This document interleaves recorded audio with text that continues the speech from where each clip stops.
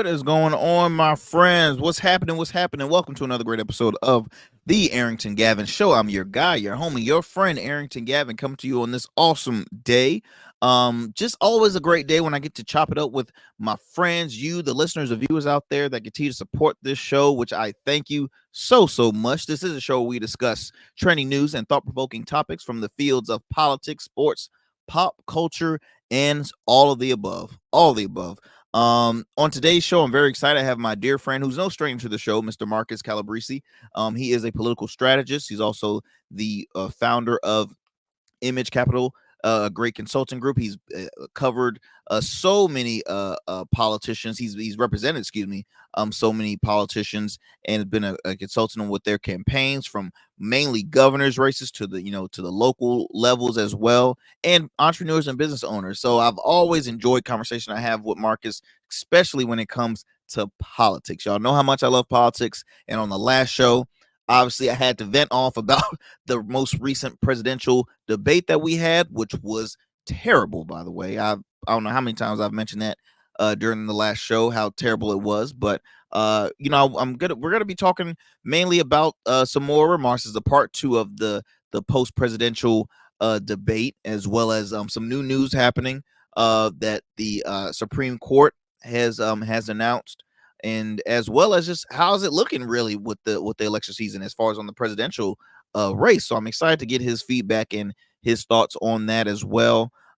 For those who are tuning in, if you're listening right now, thank you so much. The Arrington Gavin Show, you can listen to it on all digital and streaming platforms, okay, all podcast platforms, as well as our new home, WDJY 99.1 FM, straight talk out in the ATL, the Metro Atlanta area. I want to thank you so much for tuning in and listening to us. You can tune into us on WDJY 99.1 FM every Monday through Thursday, Lord have mercy, Monday through Fridays. I'm still remember Monday through Fridays at 11 p.m. That's right. You're gonna hear me late night, man. You're gonna hear me late night. Don't worry, I ain't gonna get nasty on this show. I ain't gonna get nasty, but I'll try and hold my tongue, because being it's a little late and I get a little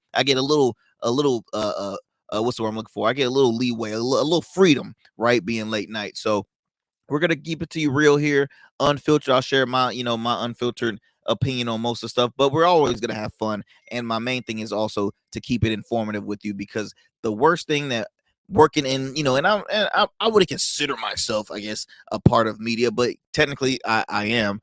I'm trying to help change the narrative. I'm trying to help keep everybody informed, up to speed on things, and not give you agenda based stuff, because let's be honest, we have so much media outlets and platforms that have an agenda, and they will give you the news that they want to pour into you without giving you the truth, or just giving you the real honest, and stop BSing everybody, because that's me. I consider myself a realist. I give it to you up front the way I see it. If people want to correct me, look, I don't know everything. So that's why I have experts like my friend Marcus here on the show. And yeah, we're gonna be talking about the full-on presidential election, man. It's the presidential election, the debate, it's had record numbers. We're gonna really dig deep and get into details with that as well.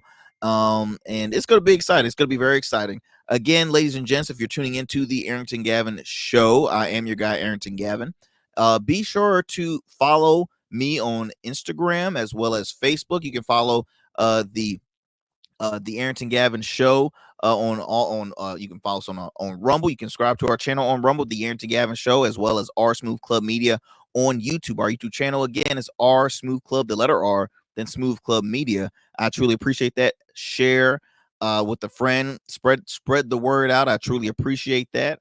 What else is new? I think that's it. I think that is it. So let's get it going as far as with some of our supporters of the program, like Ingenious Gin. That's right. Ingenious Gin is a rose gold veteran-owned gin brand. It is awesome. Like I told you before, I've always been, and I still am, a bourbon and whiskey guy. I dab and deal, in the tequila here and there, but I've never been big on gin until I had Ingenious. And I'm telling you, it is so unique. It's so smooth. Like, you can drink it straight. You can have it on ice, a great cocktail beverage as well. I'm telling you, it's so sharp. veteran owned. We support our veterans here on this program. So shout out to my good friends Reggie and Lawrence, who are co-owners of Ingenious Gin. For more information, if you want to, add this to your collection for all those gin explorers and gin connoisseurs out there, if you want to add this to your bar at your house, go to your local ABC stores or your local spirit stores, wherever you're at. Grab yourself a bottle. And if you can't find it there, we'll go online at www.ingeniousgin.com and do me a favor.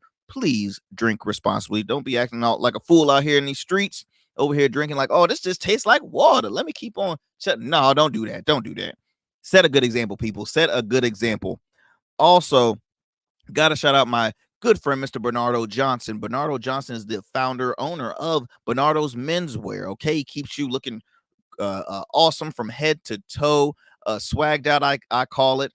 Business casual, formal, you name it, he has amazing shoes. I've bought a few pieces from his store as well. If you happen to be in the Hampton Roads, Virginia area, please go ahead and visit him at his store located in MacArthur Mall, located in the heart of downtown Norfolk, first floor, Bernardo's Menswear. Or if you're not in the Hampton Roads area, no worries, chill, because I can see y'all listening or watching right now like, dang, I ain't there. I want to look. He's online. You can shop online, www.bernardosmenswear.com. Tell him let him know Arrington sent y'all. I truly appreciate that.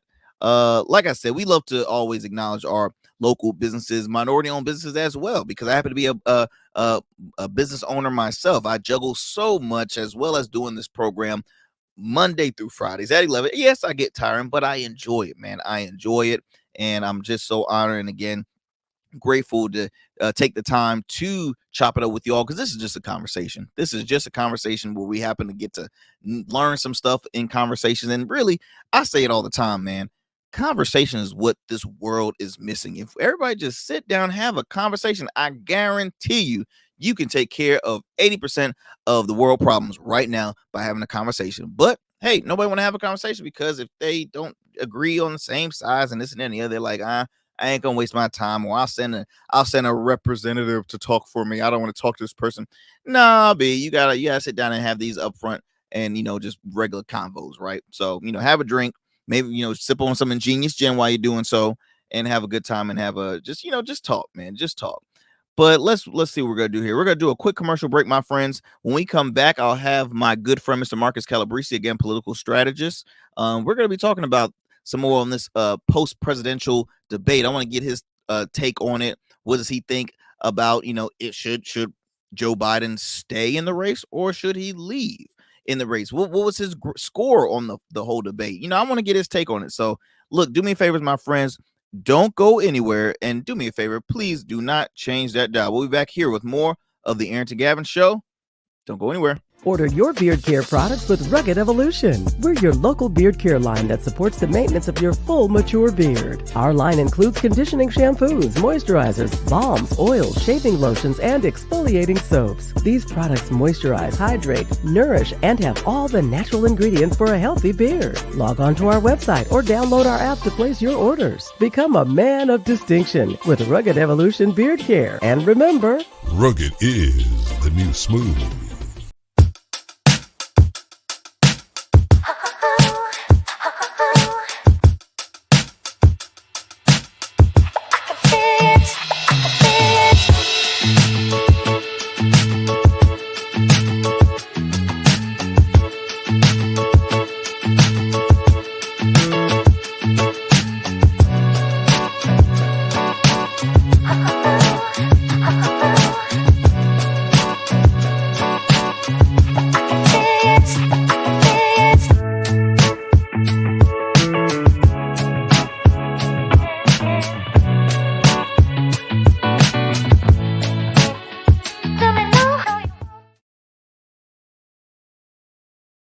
All right. Shout out to the Dapper Luke collection. Shout out to Dapper Luke, dear friend of mine. He is the man that is behind the great creation of the custom suit that I wore at my wedding. He's been a dear friend for many years, man. So shout out to Dapper Luke collection. Again, another fine gentleman that can keep you looking swagged out from head to toe. Please visit him, dapperlukecollection.com. He has two locations, one located in Virginia Beach, Virginia, as well as Baltimore, Maryland. So multiple ways if you want to go visit him in his showroom, schedule a one-on-one consultation with him, or if you want to go online again, check him out on socials as well. Want to thank him as well for being a proud supporter of the Arrington Gavin Show. So, like I mentioned before, let me bring on my dear friend, guest, Mr. Marcus Calabrese, political strategist. The man knows his stuff, man. The man knows his stuff. He's worked with all of, I'm gonna say maybe 4 or 5 governors. I could be wrong because the man's resume is stacked. He is really really stacked. So he knows his stuff when it comes to politics. Let me bring it on my dear friend, Mr. Marcus Calabrese. Marcus, how you doing, my friend? How are you? Thank you for having me. Man, so excited to have you on. Thank you for taking up the time out your busy schedule because this is election season, and I know you are an extremely busy guy. No sleep at all. So I appreciate you taking the time to chop it up here on the program. Look, I have to start off by asking, what has been, well, because we want to talk about the presidential debates, but I know you working right now with some candidates in the local side here, at least in the state of Virginia. How important is local elections for voters? Because I think a lot of people always think, oh man, let me federal, and they kind of step aside and not put all their focus on the local. But how important is the local side of Oh, it? yeah, no, well, local elections are crucial. That's where literally, people always say, well, that's where the funding and the decisions for your schools and your streets come from, because, yeah, all politics is local. Mm, But in particular, because if you really want something done, one, the speed of government is always slow. The mm, speed of government is really never as fast or as efficient as it should be. But locally, it's a whole lot faster. Now, especially if you happen to disagree with national politics, or if you need a solution, uh, you know, by the time the president gets Congress on board and they get the Senate on board, and then it's got to filter down. But if you want mm, something done locally, you go to the mayor, you go to your city council, and a lot of times you can get a lot of stuff done right there, and it's a mm, lot more compatible to what you're trying to do. So you know, but if when you need the bigger solutions, yeah, healthcare and things like that, yeah, that stuff is national and statewide. mm, But for local, when you got an issue with your school, you got an issue with your neighborhood, you got an issue with your local businesses. Yeah, mm. you got to go to your board of supervisors or your city council. One thing I paid attention what you just spoke, which is great information for our listeners and viewers. But you were talking about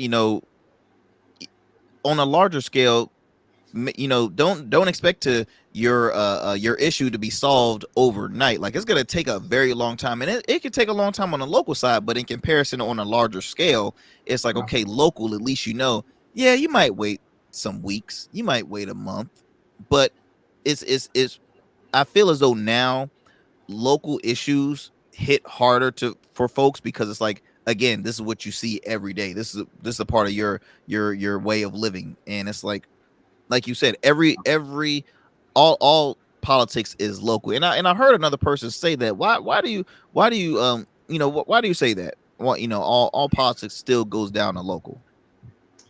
I'll put it to you like this. I even Mm, tell some of my clients that I work with, it matters more if mm, a candidate is endorsed by the retired school principal or your music teacher. If mm, your governor endorses Joe Biden, okay, you're going to expect that. But if your retired teacher, is out there telling people, I need Joe Biden to be president because, you're going to remember that because that teacher mm, meant something to you.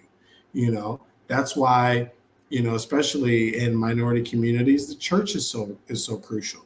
When the mm, pastor that you trust says, "Listen, I trust this candidate, mm, enough to put them in front of you," that's how local it can get, and that matters so much more than the politician that you see on TV. They're like political celebrities. They have some say. But if your pastor or your grade school teacher says, "Listen, I tell you what you really need to do," mm. it matters more.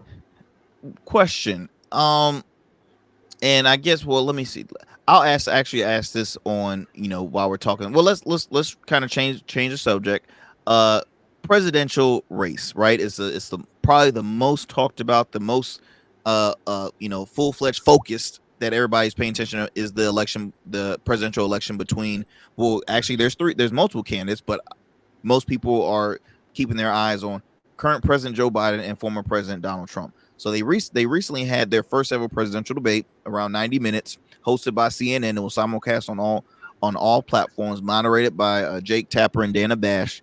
And in a sense, when they first brought up the rules that they were going to do, muting the mic, only giving them a certain amount of time, not really any notes, no audience, really you would assume that it was going to be working in Joe Biden's favor. Yes. One, it was it was a known left-leaning channel that it was on, even though CNN is trying so hard to be nonpartisan, and I think they're doing a pretty decent job at it. But because this is no shot to MSNBC, but MSNBC is very, very far left. Like it's very, very, very far left at this point.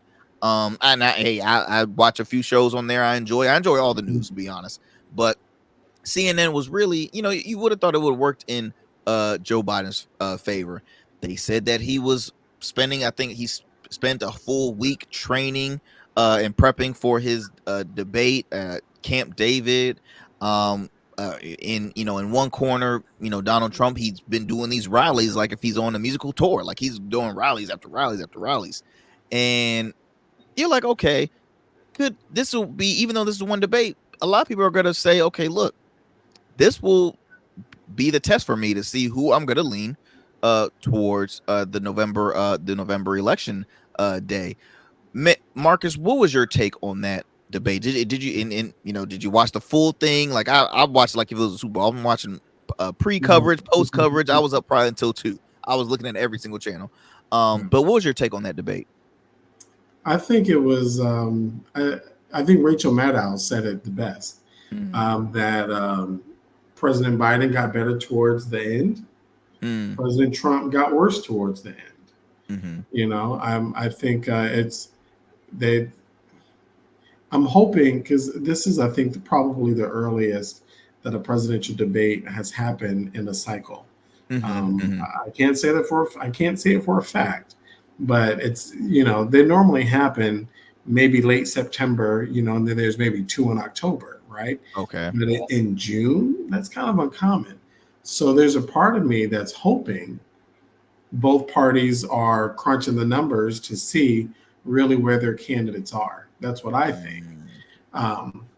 However, you had 2 candidates who just, they make it very, very polarizing. I think a lot of people were hoping President Biden was going to, have one of his Bidenisms where he just kind of looks at him like, come on, man. Come on, guy. You can't, I think everyone was looking for some sign of President Biden having that that character and that charm that he has, calling nonsense. We know age is a factor. We know he's old. I don't think that makes him incapable of running the country. I think it makes it harder for him to campaign and to sell the message. Chris Christie even said one time, he was on Meet the Press, and Donna Brazile was running down all the accomplishments that President Biden has had. And Chris Christie said, all that is true, but he can't sell it. And President Trump still gives you that confidence of raw America, like let's bomb somebody. It's so crazy, because I was listening to I was listening to a program, huge fan of. It's a gentleman by the name of Shermichael Singleton. Very young guy, former, he worked under the Carson, in the Trump administration, but under Carson with HUD. And he's a Republican strategist, but very, very respectable guy. Very respectable guy. He has a weekly platform on Urban View, on Sirius XM, and he said something that again, I always think of these like key points, which I'm like, oh, that's very true. The elections in general, voters are visual. Was it? He said visualizing them, or visual is a very key important role on choosing your candidate, right? They're always going to judge by the appearance. they're always going to judge by the appearance, whether if you're your tone, your demeanor, your mannerism, the way you dress. I mean, the guy that's, I think, a U.S. senator out of Pennsylvania, Fetterman. I mean, he wears a hoodie and gym shorts, but that's his style. A lot of people like that because, like, Right. okay, this guy can relate to the everyday, even everyday American. Even though he was raised in a very well put together household, but that's just the way he dresses. But looking like, to add on what you said about Christie, he's not selling it. I mean, the first thing, I was talking with a good friend of mine who's more right leaning, and I'm pretty sure he's voted for Trump in the past couple of elections. I spoke with him because he knows I can't stand Trump. I've basically shared that a lot on the last show. I never cared for the guy. Yeah, was I a fan of Celebrity Apprentice? Yes, absolutely. It was one of my favorite shows. I mean, Great yes, show. the the Great show. the celebrity side of him, yes, I was a fan of. But the separating the character to the actual person, I'm always going to judge by a person by character, and just I'm not a fan of the character, which really my conscience cannot say I'm going to lean towards him. But I could, it's hard for me to lean towards Joe too. And I've always been a middle man. I was never married to any party. So seeing, I'll put myself in the undecided category. Seeing Joe, the way he answered questions, but it was the way he did it. I'm like, you're not helping your case when people always bring up the age. And I get so sick when I do see, say, Democratic strategists or commentators that will always, or at least I'm not, I want to say specifically them, because not all of them are on the same side of Joe as well. But people that are supporters of Biden are saying, well, let's not always bring up the age thing and this and the other, but or bring up the cognitive thing. Yeah. This man, even when he wasn't talking, Trump was speaking. I mean, I'm not gonna lie, it looked like Joe was getting ready to his next bite of applesauce or something. Like his mouth, he was in this and just like paused, and just, I'm like, oh my goodness, can they take at least the camera off? Did they tell him he was a split screen? So I want to ask you, Marcus. So I'm gonna put you kind of like in two positions. One as a strategist, and one just as a voter. One just as a voter. Separate from the position. I'll start off just as a voter. If you, what was your take on the two candidates, the two options you had, and what would you have for, like, I don't know, what would you want to? I'll just leave it at that. What was your take on your two options right now? As just a voter, no No, strategist, no no, strategist. just a voter, I'd be scared, and I probably would want to vote for RFK Jr. or I would be looking for a third party. I'd be very Mm, scared. President Biden didn't inspire confidence. His speech the following day did pretty good. President Trump did inspire confidence, mm-hmm, but I know better, and as a voter who knows that Trump supporters sometimes are too comfortable mm-hmm, mm-hmm, with a level of privilege and certainty that they can walk around with that privilege. mm-hmm, mm-hmm, It kind of emboldens a certain dynamic within society that is very dangerous for a lot mm, of people. mm, mm, And so knowing that Trump wants to practice it as a voter, knowing that mm-hmm, Trump wants to practice it, and I am not certain that President Biden can defend against it, mm. I'd be very concerned. Is very hard. No, very no respect that answer. I was gonna add to that. But not Biden. Trump. Yes, spoke with confidence, but they after they kind of fact check him, they looked at over 40 lies. 40 lies. So yeah, you can talk with confidence, but it's like you just talking out your ass in a Yeah. sense, right? Excuse my French, Yeah. but that's literally what he, and it was no shocker. I mean, yes, he was more his demeanor was a little more different compared to the very first debate that they Sure. actually had, because he was very, not letting the man speak. That's why they had the whole mute the mic thing, but he was not letting the man speak. So he was, answering this and that and the other, but it was no truth to it. And then, and I'll speak on that a little later on in the program. But let me put put it to the political strategist, Marcus. What would you do as a strategist? Like, what was going in your mind? Like, oh my God, I can't believe like why do they do like what was going in your mind as a strategist watching this debate? It irritates me that both parties are putting winning. Both parties are putting themselves above the interest of the people. Literally, like we Mm-hmm. know that always happens, but that was pretty egregious. You know Mm-hmm. that was literally, you know, like the parties telling us they don't care what we think without telling us directly they don't really care what we think. You know, you can't tell me in this whole big country that we can't find two people more qualified. You Mm-hmm. know, so but as a strategist, I see how the internal party apparatus helps Mm-hmm. candidates. Mm-hmm. It's really unfair, and it's really it's troubling. I, as a strategist, I would like to see, and as a voter, I would like to see two different nominees. Period. Mm-hmm. But honestly, as a strategist, Mm-hmm. I would have wanted the debate in June as well, so I could see what I need to do.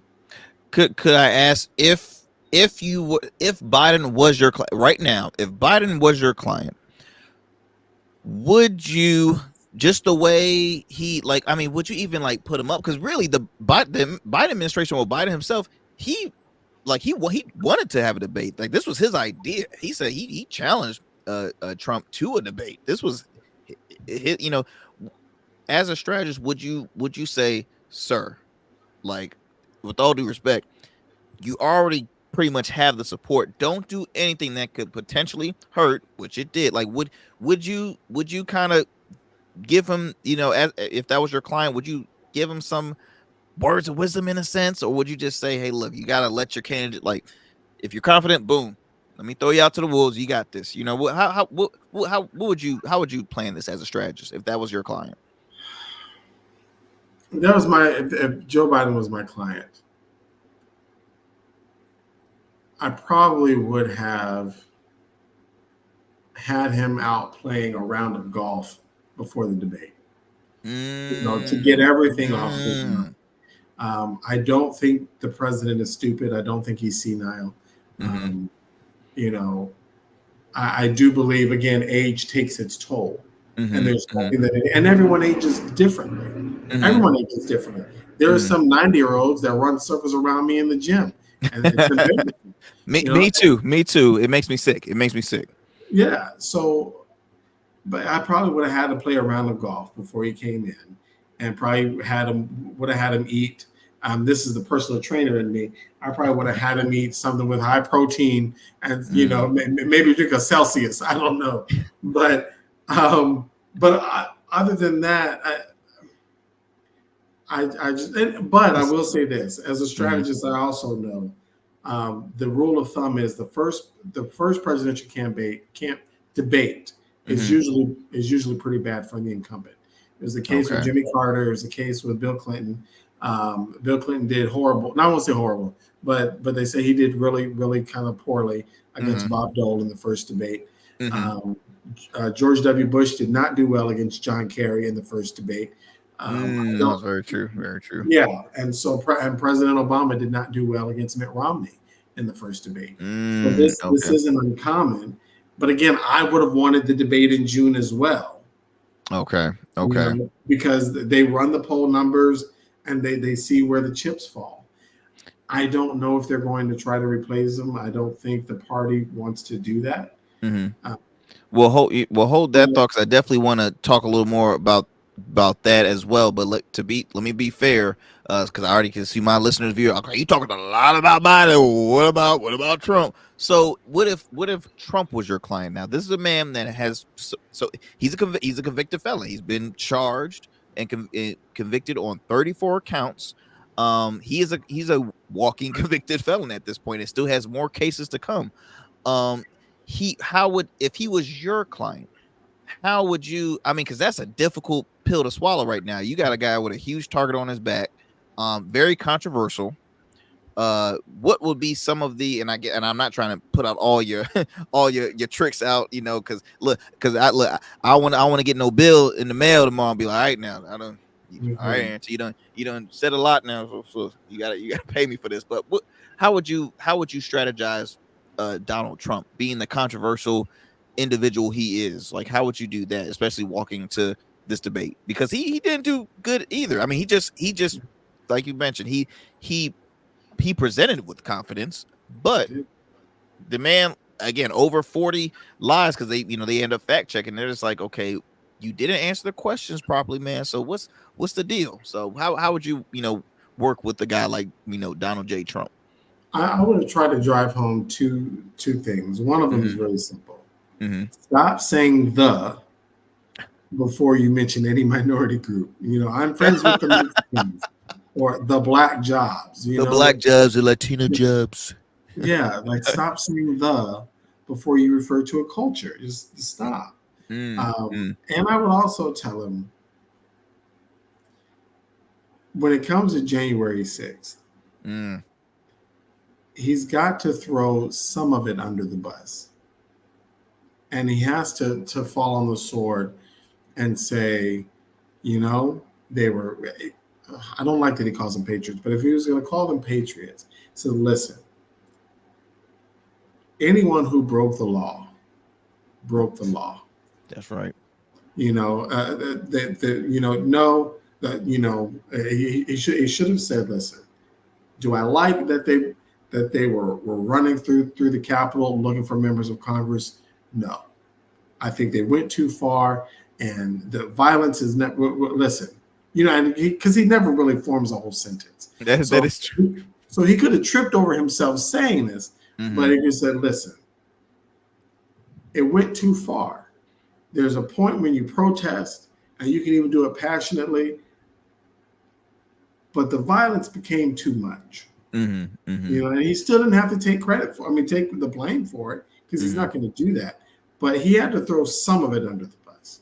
Yeah. Um, and he definitely should have said something to honor the police officer who was killed.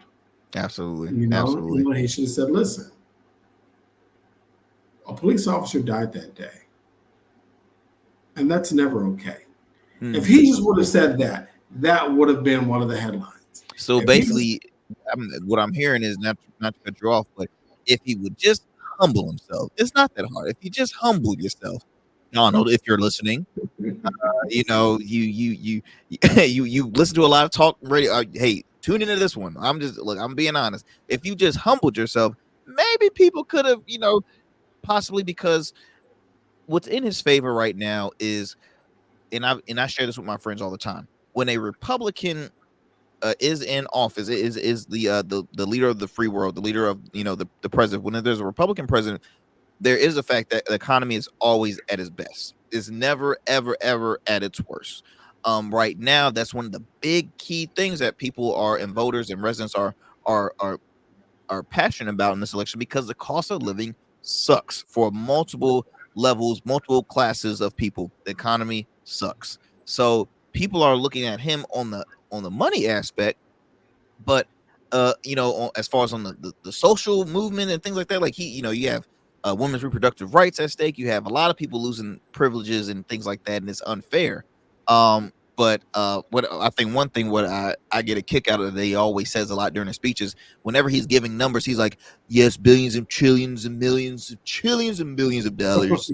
Billions. I'm like, you just said how many is in debt? Trillions and millions and trillions, billions of dollars. I'm like, oh my gosh, this guy. 'Cause that's what I know he was. no one's ever seen that amount of money. No No one's ever one's ever seen seen it at all, and I'm just like, I don't understand. But he has, yes, he's a lot. Marcus, what I want to do, man, I'm gonna do a quick commercial break, take a little quick breather, come back. I want to talk a little more about the third candidate that was actually involved in this debate that a lot of people are not talking about. RFK happened to have his own format of a debate, which I thought was pretty interesting.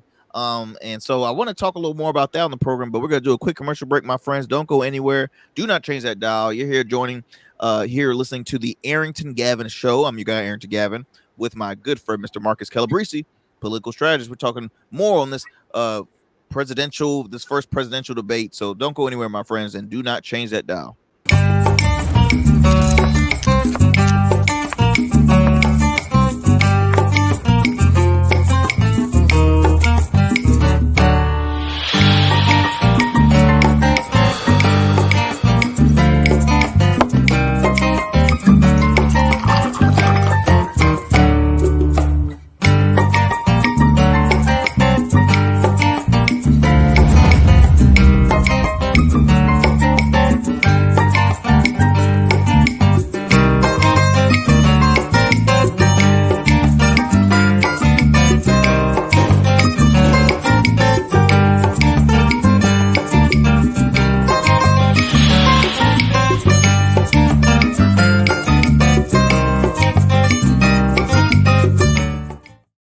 All right, my friends, welcome back to the Arrington Gavin Show. I'm your guy, Arrington Gavin. Joining me is my good friend, political strategist Marcus Calabrese. We're here talking about some more on this post-presidential debate, giving us some, giving you guys remarks and scoring this and all that great stuff. So I'm glad you are tuned into the show.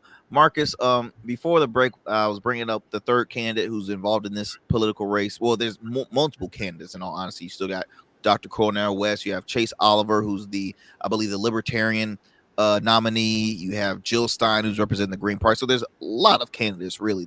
There just happen to be the ones that we're focused on, or the media is focused on, is Biden and Trump. But RFK Jr. did not qualify for this debate, which he was pretty pissed about it.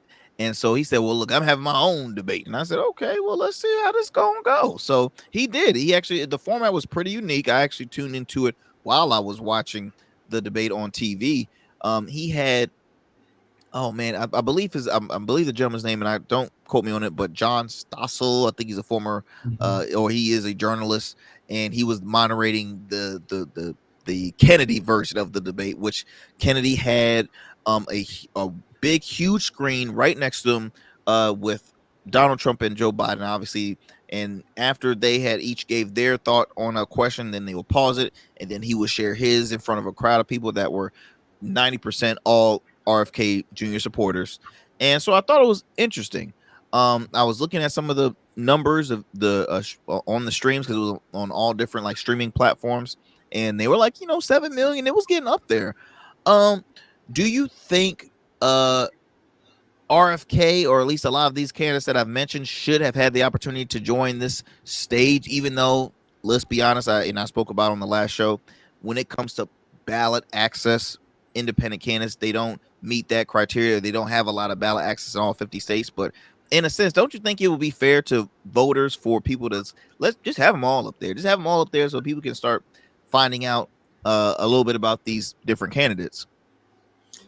I would like to see it. But then again, I like the debate and the dialogue. I think it's good.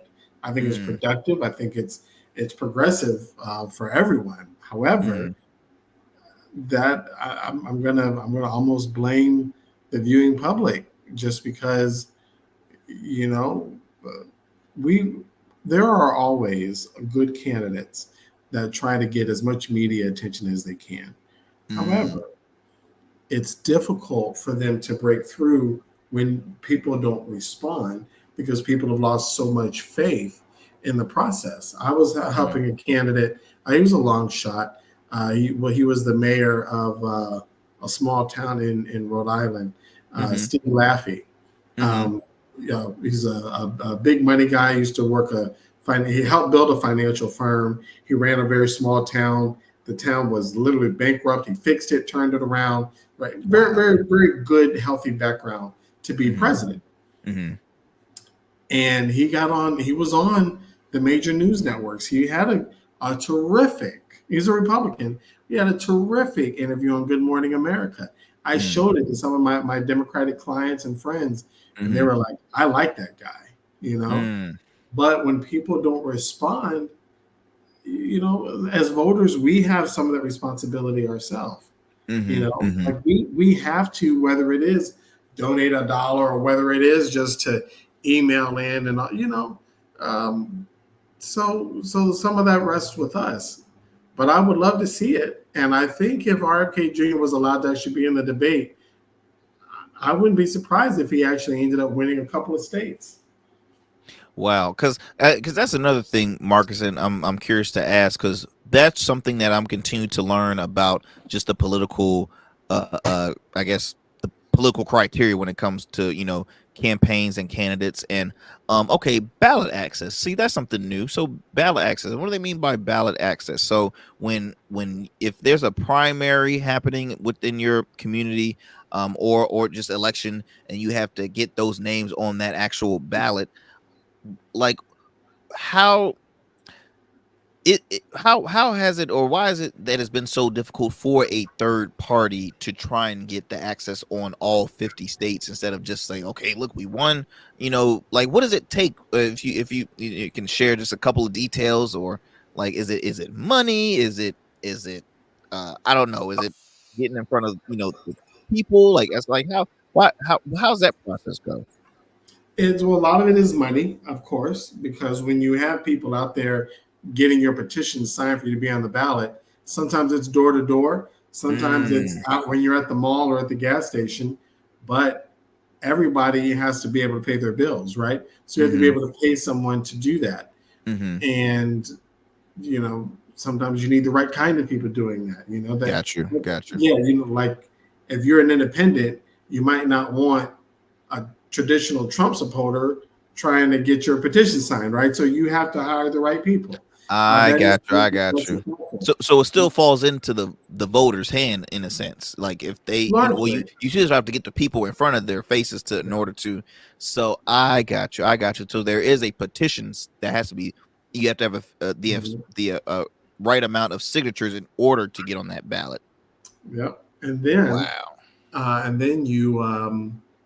So you got to have the people, the staff to do that, or the team to do that, and the money to pay them to do it well and to do it right. And then there's also the perception of the general voting public. Oh, that guy doesn't have a chance. You're throwing your vote away, and that's really never the case. Literally, voting is just the difference of checking a different box. If there are 4 or 5 boxes, and everyone just decided we're only going to check then that person would win. This isn't hard. It's just a matter of perception. Then the other part of it that a lot of people don't like to talk about, the parties have a lot of power, and we know that, but in the sense that they're very petty. So there was a guy running for Congress, and because we're talking federal elections, so when you're running for larger offices, you got to get your petition signed and you give them to the district chair. So Republicans have a district chair, Democrats have a district chair, so on and so forth. You get your petition signed and you have to give them to that district chair. The district chair is supposed to verify, hey, Arrington Gavin is running for Congress. He has this many signatures. They call the state board of elections and say, this candidate and this candidate and this candidate have enough signatures to participate in the primary. That's the way it's supposed to happen. So the candidate at one point called the state board of elections and said, hey, I understand my petitions weren't filled out correctly. I wanted to know how many signatures did I have. I just want to know where I fell short. State board of elections says, oh, we didn't get any signatures. Nothing was ever turned in. Said, no, we understand our district chair is supposed to give them to you. No one ever gave us anything. They just told us who to put on the ballot. So you have these candidates, especially someone who really wants to try, right? Yeah. To run for Congress, that's the big deal, right? Or run for Senate or whatever. That's the big deal. So you have these people trying, and then you have a person who does or does. They don't really even have to really do it the right way. You know what I mean? Like, so if I'm the district chair, you're running for Congress, you give me your petitions, I'm supposed to verify. And state board of elections I'm not blaming them. State board of elections doesn't have to say, make sure that his signatures are correct. We want to do this the right way. All I have to do is tell them whether you made it or not. So now you know what I mean. Well, So that's the hard part that I think ticks a lot of just say voters, because what I see, and again, I'm fortunate to have close friends on all sides of the aisle, so I've seen I see the good and the bad on both in within a party, and it's like, okay, you have your favoritism. You definitely have your favoritism. You have the person that, well, I want to keep this person up top, so I'll do what I can to make sure that they, and it's unfortunate because that's where I think it's a turn off to a lot of voters that say, okay, look, why even vote? Why even attempt? So I mean, it's so hard because I hope not to see it, but another candidate has been added on to this presidential election, and that has been the couch. They said it's either going to be Trump, Biden, RFK, or the couch. I mean, right now the couch is winning. The couch is looking really good right now. And it's sad because, again, being that these are our two options. These are our two options. It's just unfortunate. And and on one side, Trump is living his best life after that debate. He looks at it as a huge win, which really the public sees it as a win too, but he's enjoying it as a win. He's even the day after, he came to my hometown of Chesapeake, Virginia for a rally, which garnered around 12,000 people. 12,000 people. That's one thing. Them Trump supporters, they dedicated because it was hot. It was hot as hell out there, and they were out there standing for a long, long time. You had many speakers prior to him coming up. Of course, he gave his speech. So he's on the trail doing that. But now you have the big question here is, should Biden even stay in the race, or should he drop out? Which to me, it'll be history if that does happen, because it's fairly close. I mean, we're in this is July now, and the race will be happening in November, so you're looking at what, like 4 months, maybe June, July, yeah. like four. I mean, that's crazy to see. Okay, well, is it too late if he drop out? Who's going to be next? And that's what kills me, because you do have qualified people. You had people prior that wanted to run, on the Democratic ticket. You had a congressman out of Minnesota. I believe his name is Dean Phillips. You had Marianne Williamson, who's a very known progressive activist. You had the founder of Young Turks, who he made an attempt, and then you also had RFK. He was a part of that Democratic ticket, but being his views on the vaccine, that's just an absolute not on the in the Democratic Party. So they looked at it as, oh no, you're a little too controversial. We ain't gonna give you that support. So it's unfortunate because you did have a lot of options. You had a lot of options on the Republican side too. Nikki Haley was somewhat a person who was doing really good. There's so many people that could have stayed, but it's unfortunate because now they're saying, hey, look, should he leave and or should he drop out? I'm putting as on both hats, political strategist and a voter. After seeing just that first debate, which I understand you mentioned earlier, the first debate has always been the one that, hey, the incumbent always does fairly bad, right? He does bad, but it doesn't affect him later on. But I think now it's a different era of voters. I think the impatient level is like they're tired. So what do you think about hey, Trump, I mean not Trump, Biden possibly dropping out? Should he drop out, or should he keep it going, or should they start looking at other options? Well, I'll say like this: should they do that on both sides? I'll just start with Biden first because the question was brought out mainly to him. But should they look at on both sides having different representation? Should President Biden drop out? I would like to see President Biden from 10 or 15 years ago, even 4 years ago. They ran, a comparison, Mm-hmm. and again, age is a factor, and that's fair. I think Mm-hmm. anyone who has an issue with his age is being fair. Mm-hmm. However, should he drop out? I do believe he's probably the best shot at beating Trump. However, the debate didn't look like he has a great shot at beating Trump. If someone is driving a steamroller towards you and Mm-hmm. someone says, well, this tree right here is the best chance of surviving the steamroller, you're still not going to feel great about the tree. That's true. You're, That's you're true. still, you're That's still be very true. terrified. So I would like to see him do what we've seen him do before, and maybe he can. I don't want to tell anyone what they should or shouldn't do. I don't think that's fair. Yeah. However, I think President Biden, if his next one or two debate performances are the same, I'll put it to you like this: Democrats knew that age was a factor 4 years ago.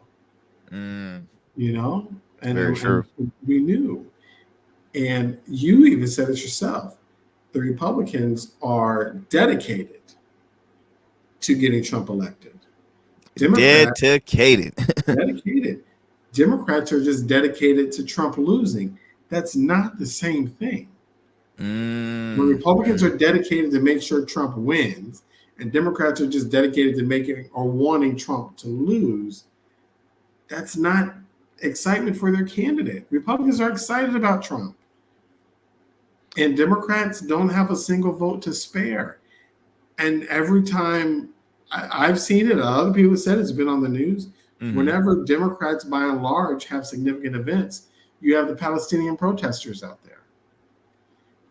And I'm not saying it's a whole lot of people, but you add them up, those are some. Well, some it's enough to cause some tension, because I know one of the and I'm forgetting her name, but she's a member of the squad in Congress. She was pretty much saying, look, I'm not on the side of our current president, so that hurts right there. Then you also have, obviously, and I'm just picking out key things that hurt each party. On the Democratic side, you have the border, you have the cost of living. On the Republican side, you have women's reproductive rights, you have the project I'm forgetting, the Project 2025. There's so much stuff, and now this has actually just been mentioned earlier. The Supreme Court had just announced that if Trump is elected in office, he will basically have immunity from his criminal charges. And to me, it's like it's abuse of power. They've even mentioned, I think, Justice Sotomayor. She put up the name, used the word kings. They're no longer presidents now; they're kings at this point. And it's just like, wow, like, what message are you sending out to just to everyday Americans? Obviously, you have the Trump supporters that will say, well, look, I'm happy about it because this is all a political stunt, with him with the charges. But I mean, it's then, but it's like yes and no, how I see it, because I look at Trump's situation being charged, and then I look at Joe Biden's son getting charged, which Joe Biden's son is not an official, but he is the son of a sitting president. And so it's like, okay, now are they using the justice system as a political tool now? It's so crazy. I think this is probably one of the most insane election cycles happening in our time right now. For sure. But yeah, it's a lot. It's a lot, Marcus. But again, what do you think? What do you think we'll possibly see leaning forward towards this election season? Do you see any possible changes? Because you're really good at making some good, future, like, this is gonna happen. I'm like, okay, Marcus. I'm like, what's the numbers gonna look like on the next lottery? Let me write that down too. Like, what do you think is gonna be happening, moving forward with this election? I think if former President Trump, picks a running mate that is exciting to not only the base, but if it has any political crossover appeal, it's going to be tough. It's going to be really tough. I know I said before I thought President Youngkin, Glenn Youngkin, was going to run. From what I hear, they just didn't. They did polls, they just didn't have the numbers. And supposedly Youngkin was being considered for the running mate. I don't think that's going to happen. I know Governor Youngkin is getting a new chief of staff, and I think he still has an agenda he wants to complete and accomplish. But if President Trump picks a running mate that's exciting, I think it's going to be hard. I think it's going to be really Mm, hard to beat him. It's kind of like you said, if Trump were to humble himself, mm-hmm. right, it would be the same thing as Joe Biden, President Biden, making a touchdown. Neither one of us expect to see it. But if we did, it would alleviate so much of our concerns. Mm-hmm. Mm-hmm. If we could see Donald Trump come across as a genuine shot caller that wasn't so, I won't even call him hateful, Mm-hmm. but so comfortable with hate being around him and Mm-hmm. so complicit. If we could see some humility around that, that's hard to beat. If we could see President Biden call him out and just say, look, man, you can't talk like that as president. We can't do that. You know Yeah. better. Knock it Yeah. off. Yeah. He doesn't have Yeah. to call him an SOB. He doesn't have to punch him in the face, but if he just said, man, you gotta stop. We can't behave like that. Yeah, I because think we President would Biden, just he feel used the better. word malarkey, and I'm like, Joe, you're still not helping your old man debate now. I'm sorry, malarkey. Ugh, Right. like who still say that's a bunch of Yeah. malarkey? I'm like, Lord have mercy. If he would just slap the podium and just say, I'm so tired Exactly, exactly. of you behaving like this. It's not becoming of a president. You got to knock it off. Yeah, and he Something, something. Yeah. yeah, no, you're absolutely right. And see, he won that in the last time they met because it was a known clip when he just said, "Oh, would you shut up, man?" Like Yeah. everybody was like, "Yes, yes, yes, Yes. Joe, yeah." Like that right there. That was it. Yeah. That was done. And that might have been either before or after he received like a huge support endorsement from James Clyburn because Joe said, "Hey, look, the black vote is what got him in office," and I believe that is very true. Oh, But now the black vote is what's going to hurt him because we're not seeing the confidence. We're not, and nor do we see it on Trump side because he's sending out guys like Congressman, oh Lord, what's his name? Byron Donald out of Florida to barbershops in Georgia, Atlanta, Georgia, saying, "All right, look, let me go ahead and let's hit these black jobs. Let's gather around, mhm. and let's talk about how good." And it's very very disheartening and unfortunate. But Marcus, again, always I truly appreciate the conversations, and thank you so much for taking the time out your schedule, chopping it up here on the program. I see we're running out of time, but I know you. I've known you for a minute, man, and I know you're an extremely busy guy. And I thank you again. I always enjoy your insight. You're no stranger to the show, so I hope to continue to have you back on. I know when it gets further into the election cycle, we're gonna enjoy and yes, we're gonna have some great conversations, and I'll have you back on the program. Well, look, my friend, look, don't go anywhere. I want to chop it up just for a couple minutes after this. But ladies and gents, again, want to give it up to our guest, my dear friend, Mr. Marcus Calabrese, political strategist. Look, made some key points. Thank you, Marcus. I truly appreciate it, my friend. Thank you.